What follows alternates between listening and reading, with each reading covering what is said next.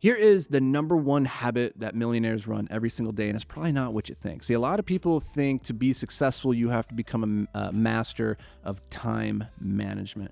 In my experience, to get ahead, you actually need to become a master of energy management. Much more than managing your time, those who can manage their energy are the ones who become the most successful.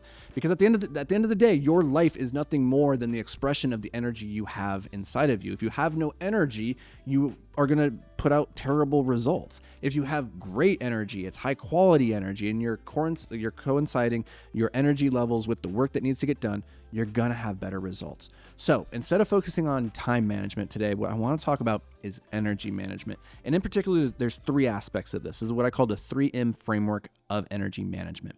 First, we need to measure our energy. Most people are terrible judges at where their energy levels are and how much time they're spending on different activities throughout the day. So the number one thing that we need to do to stop overestimating or underestimating where we're deploying our energy is to actually measure it.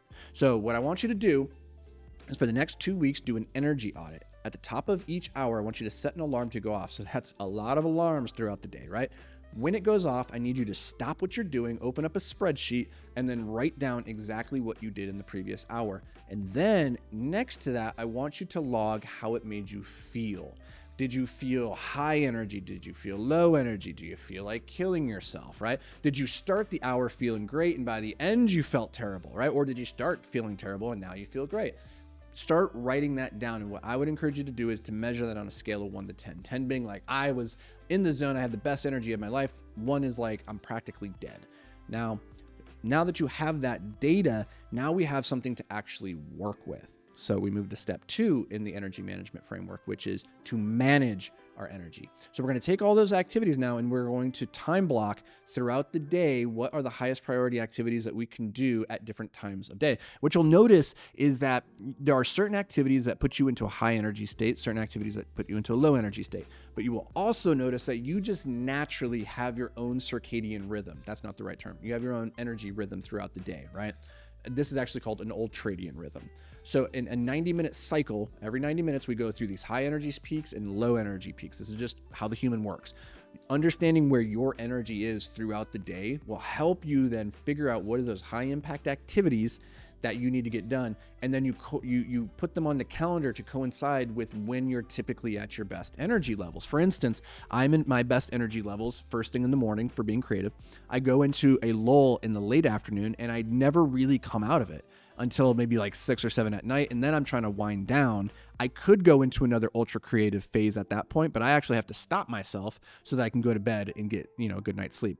Different game entirely. But you want to make sure that you know what your rhythms are so that you can create the perfect day, the perfect schedule of events so that you're not doing hard activities when you're in a low energy state. So that's second. So first we measure our energy, then we manage our energy, and third and finally, we need to maximize our energy. You need to make sure that you have as much energy to pull from as possible. I mean, if your gas tank is empty, it doesn't really matter how well we measure and manage it, right? Like you just don't have very much energy to give. Most people they don't have enough energy. They run out like midday and then they're like just relying on caffeine and like hopes and wishes to get through the rest of the day. If you don't want that, then you need to pull the 3 levers of energy. These are the 3 biological levers you have available to you. That is sleep, exercise, nutrition. Everything else is exogenous. What I mean by that is, yes, you can take caffeine, that will give you energy. Sure, you can take cocaine, that'll give you energy, right? But that's coming from outside the body. These 3 things, sleep, nutrition, exercise, I guess nutrition is coming from outside the body, but it's not designed to be a stimulant. It's a completely different metabolic functioning, right? So think about getting your 8 hours of sleep every single night. Make sure that you're getting high quality, awesome sleep. 2, make sure that you're putting good foods into your body that actually work with your needs, that make you feel good, that don't lead to brain fog and feelings of lethargy. And then make sure you're moving your body every day, because exercise is an interesting one. The human machine is kind of like a perpetual energy machine in a way. The more energy you expend, the more you seem to have. And so fit people just have more energy. And the reason, despite the fact that they're burning way more calories in the day and they're trying harder and they're doing more exercise, they still have more energy to work with. So pull those 3 levers so that you have as much energy to work with as possible, and then measure and manage it effectively. And you, my friend, will be well on your way to crushing not just your bank account, but also life. That'll do it for me, guys. We'll see you in the next episode.